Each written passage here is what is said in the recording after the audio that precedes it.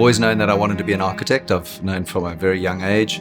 2 decades of work here at SAOTA to work to get the practice where it is today. It's been brilliant. It's been really rewarding, but immensely challenging as well. But fortunately, after staying with it, we're able to be involved in projects like this one. No one had anticipated putting a project as ambitious as this together on the sites. We just really followed the path that we had to go through and get the project to become what it is in a real project today. Every project has different sort of approach, but I think that we're obviously looking to harness an opportunity and a lifestyle in a way that it can be embodied in the architecture. Understanding the value and certainly understanding what can be achieved in these kinds of top end of the market is essential, and relies on a good understanding of residential. A key objective for us is keeping the building respectful of the property. So it's a very specific objective that the building terraces back as significantly as it does. Particular objective that the colours and the tones and the materials of the buildings actually attempt to blend in with the natural surroundings. We had to do a design that was strong enough to have a clear and defined character.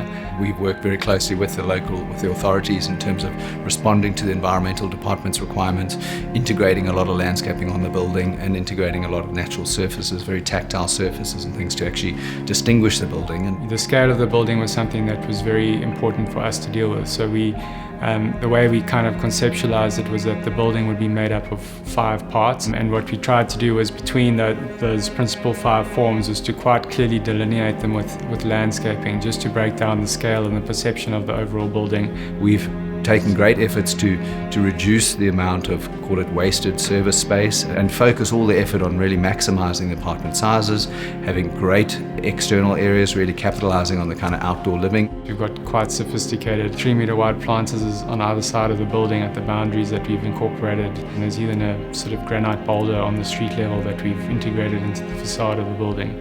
A lot of glazing, of course, allows for an abundance of natural light in the apartments, but also with the shading fixtures and things that have been included, it reduces the amount of glare in the apartments. So many measures to make a very comfortable, passively comfortable environment to the owners.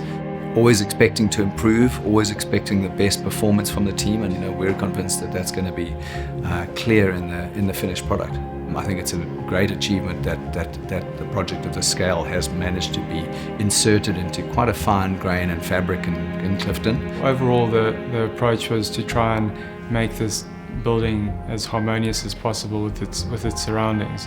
So in terms of the poetic nature of it, I think that these angular slabs that define the terraces of the building as it cascades down the mountain, we've worked very hard to ensure that they are as slender as possible, and it's this idea of this sort of massive stone base playing off against these beautiful slender terraced edges. I think it's a sophisticated building, I think, in terms of the accuracy and quality that is necessary to execute a building like this, largely because of the geometries of the building. So we feel very positive to be associated with the building and very proud to be involved in the building. The design of it and the secure nature of it, it brings a product that's quite unique to the area that I think is going to be very well received.